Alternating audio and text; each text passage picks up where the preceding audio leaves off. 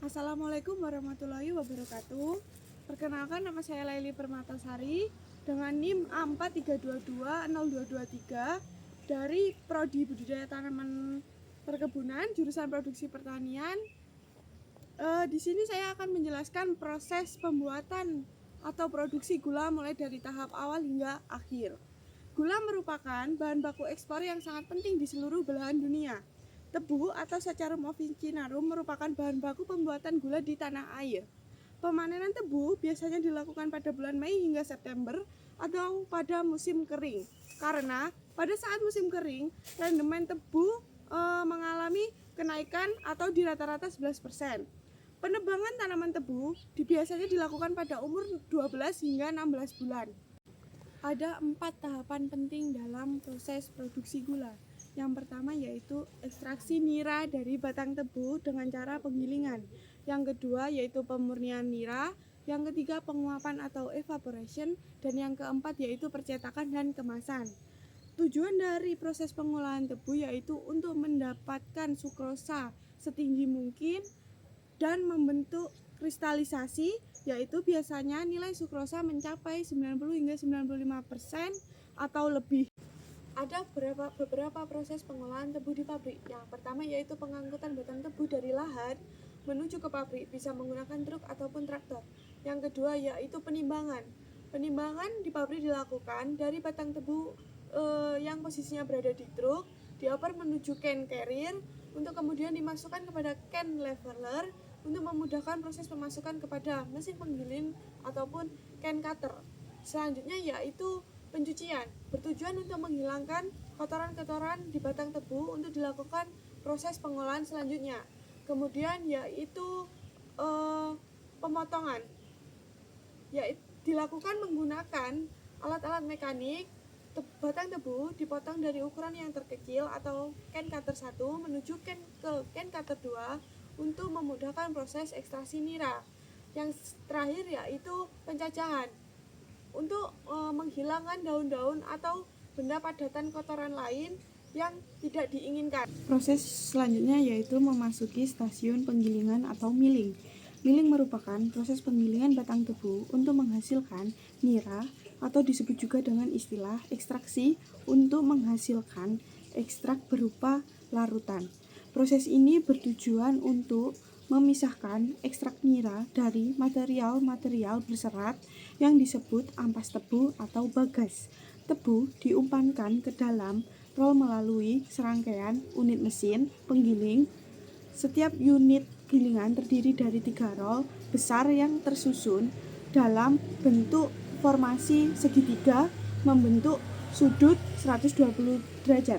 Rol penggiling biasanya terbuat dari besi atau baja yang tersusun dalam rangka kayu, rangka besi, atau rangka baja. Pada umumnya, ekstraksi skala kecil dilakukan menggunakan gilingan 2 atau 3 roll mill yang digerakkan oleh hewan penarik atau mesin kecil. Pabrik skala kecil dan menengah yang lebih besar akan menggunakan roll mill yang terdiri dari 3 roll bermotor tunggal. Perusahaan skala besar bahkan ada yang menggunakan 5 penggilingan 3 roll secara bersamaan. Selanjutnya yaitu memasuki stasiun pemurnian. Dalam nira kotor terdapat air disperse seperti tanah, lilin, lemak, terdapat koloid, protein, pektin, serta larutan organik dan anorganik. Semua ini dianggap kotoran sehingga perlu dilakukan pemurnian dalam pembuatan gula. Tujuan dari proses pemurnian adalah untuk menghilangkan kandungan kotoran dan bahan bukan gula atau non-sugar dalam nira tebu tanpa merusak kadar gulanya. Terdapat beberapa macam proses pemurnian pada produksi gula. Yang pertama yaitu pemurnian kimia. Pemurnian dengan bantuan bahan kimia yang kemudian bereaksi dengan kotoran membentuk endapan. Pemurnian secara fisika yaitu pemurnian menggunakan pemanasan, pengendapan, pengabungan, dan penyaringan. Proses pemurnian secara kimia atau fisika ialah pemurnian dengan mengubah sifat fisis suatu komponen sehingga mudah dipisahkan. Faktor-faktor yang berpengaruh selama proses pemurnian ini berlangsung ialah waktu, suhu, dan pH. Adapun macam-macam pemurnian lanjutan seperti defekasi adalah proses pemurnian yang paling sederhana. Gula pasir hasil proses defekasi merupakan gula yang dimurnikan dengan bahan pembantu berupa kapur tohor untuk menetralkan kandungan asam yang terdapat dalam nira. Selanjutnya ialah sulfitasi, adalah proses pemurnian gula dengan pemberian kapur berlebihan yang kemudian dinetralkan menggunakan gas sulfit atau SO2. Kemudian ialah karbonatasi, ialah proses pemurnian menggunakan susu kapur dan CO2. Nira hasil dari defekasi dimurnikan dengan cara melakukan penambahan gas CO2 untuk menetralkan kelebihan kapur yang dapat mengangkat kotoran-kotoran yang terkandung dalam nira. Selanjutnya ialah memasuki stasiun penguapan atau evaporasi. Stasiun penguapan merupakan proses penguapan yang bertujuan untuk mengurangi kadar air pada nira encer dengan kadar air sekitar 88% agar diperoleh nira dengan kekentalan 60 hingga 70% brix atau mendekati kondisi larutan jenuh. Penguapan nira dilakukan dalam keadaan vakum pada kisaran suhu 65 hingga 110 derajat Celcius dengan 4 kali tahap penguapan. Tujuan penguapan vakum adalah untuk menghindari kerusakan sukrosa akibat suhu tinggi, menghemat penggunaan uap bahan bakar, menurunkan titik didih nira sehingga tidak terbentuk karamel. Artinya kehilangan gula dapat diminimalisir. Proses evaporasi dilakukan secara bertahap atau dilakukan dengan 4 kali tahapan dengan suhu dan tekanan yang berbeda di setiap tahap. Evaporator 1 atau uap pemanas 105 derajat Celcius 76 cmHg 2 hingga 8 dilakukan 2 hingga 8 menit. Nira dengan angka 15 hingga 20 brix. Evaporator 2 dilakukan pada suhu 95 derajat Celcius 65 cmHg pada waktu 4 hingga 10 menit. Nira berkisar angka dari 21 hingga 35 brix. Evaporator 3 dilakukan pada suhu 80 derajat Celcius 58 cmHg 5 sampai 15 menit. Nira berkisar di antara angka 35 hingga 50 brix. Evaporator 4 dilakukan pada suhu 60 derajat Celcius 20 cmHg 6 hingga 10 menit dan nira mencapai angka 60 hingga 70 brix. Selanjutnya ialah memasuki stasiun pemasakan atau pembentukan kristalisasi. Stasiun pemasakan bertujuan membentuk kristal-kristal gula dari nira kental dengan kadar air 35 hingga 40%. Nira kental pada kondisi jenuh membentuk kristal dengan sistem vakum. Proses pengkristalan dilakukan secara bertahap untuk mengurangi kemungkinan kehilangan gula dalam waktu sesingkat mungkin. Nira dimasak di dalam bejana vakum dan dicampur dengan bibit gula untuk menumbuhkan kristal gula dari sukrosa yang terkandung di nira kental. Pemberian bibit gula dilakukan untuk mempercepat proses kristalisasi dan memperbanyak kristal gula yang dihasilkan. Proses kristalisasi dibagi dalam beberapa tingkat masakan, yaitu sistem masak 4 tingkat, yaitu masakan A, B, C, D. Sistem masak 3 tingkat, masakan A, B, D atau A, C, D. Sistem masak 2 tingkat, yaitu masakan A dan D.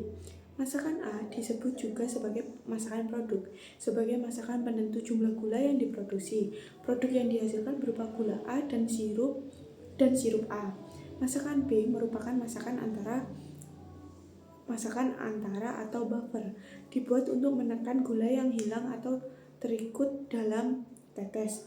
Produk yang dihasilkan berupa gula B, selanjutnya digunakan sebagai gula produksi atau masakan produk. Yang terakhir ialah masakan C. Masakan C juga termasuk ke dalam masakan antara atau buffer, dibuat sebagai bibit masakan A untuk memperbaiki kualitas dari produk masakan A. Jika masakan A telah memenuhi kualitas, maka masakan C biasanya tidak dibuat. Masakan D dibuat sebagai pengendali proses, artinya masakan D dapat secara langsung menekan kehilangan gula pada tetes. Jika masakan C tidak dibuat, produk yang dihasilkan dari masakan D berupa gula D2 digunakan sebagai bibit inti kristal untuk masakan produk masakan A dan B. Jika masakan C dibuat, maka gula D2 digunakan sebagai bibitan inti kristal pada masakan C.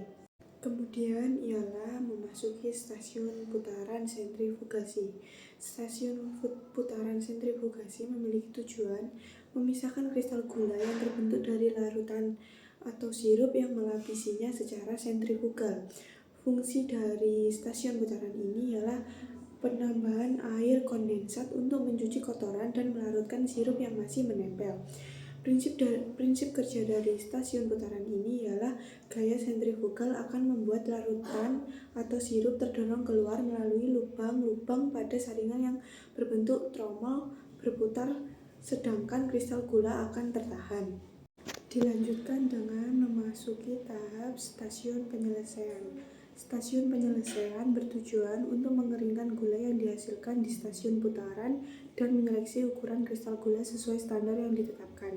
Kristal gula yang dihasilkan di stasiun putaran masih mempunyai kelembapan yang tinggi. Perlu dilakukan pengeringan untuk mencegah penurunan mutu akibat mikroorganisme dan memperpanjang umur simpan gula. Setelah melewati proses pengeringan, produk gula SHS1A memiliki kadar air sekitar 0,1%. Setelah dikeringkan, terjadi penyeleksian gula. Didapatkan gula dengan ukuran standar yaitu 0,9 hingga 1,1 mm, kemudian diangkut ke sugar bean. Gula dengan ukuran lebih dari 1,1 mm disebut gula kasar. Gula dengan ukuran kurang dari 0,9 mm disebut gula halus. Gula kasar dan halus berikutnya dibawa ke stasiun peleburan bertujuan untuk melembutkan gula kasar dan gula halus supaya dapat digunakan kembali untuk stasiun pemasakan. Kemudian memasuki stasiun peleburan. Peleburan gula kasar dan gula halus nira kental digunakan sebagai nira tambahan jika jumlah nira kental dari stasiun penguapan tidak mencukupi untuk digunakan pada stasiun masakan. Setelah melewati proses penyaringan, diperoleh gula dengan ukuran seragam. Kemudian dilakukan penimbangan dan pengepakan. Dari semua proses yang telah dilewati atau telah memasuki stasiun-stasiun proses pembuatan gula, tahap terakhir pada proses produksi gula ialah dilakukan pengemasan atau kemasan gula. Ada beberapa jenis kemasan pada gula, yaitu yang pertama kemasan primer. Kemasan primer ialah kemasan yang secara langsung bersentuhan dengan produk. Yang kedua ialah kemasan sekunder. Kemasan sekunder ialah kemasan yang berfungsi untuk memberikan perlindungan tambahan dari kemasan primer. Yang ketiga ialah kemasan tersier. Kemasan tersier ialah menggabungkan kemasan primer dan sekunder, atau biasanya kemasan tersier terbuat dari kardus atau kayu atau cardboard. Sekian penjelasan proses produksi gula dari saya. Kurang lebihnya saya mohon maaf. Terima kasih. Wassalamualaikum warahmatullahi wabarakatuh.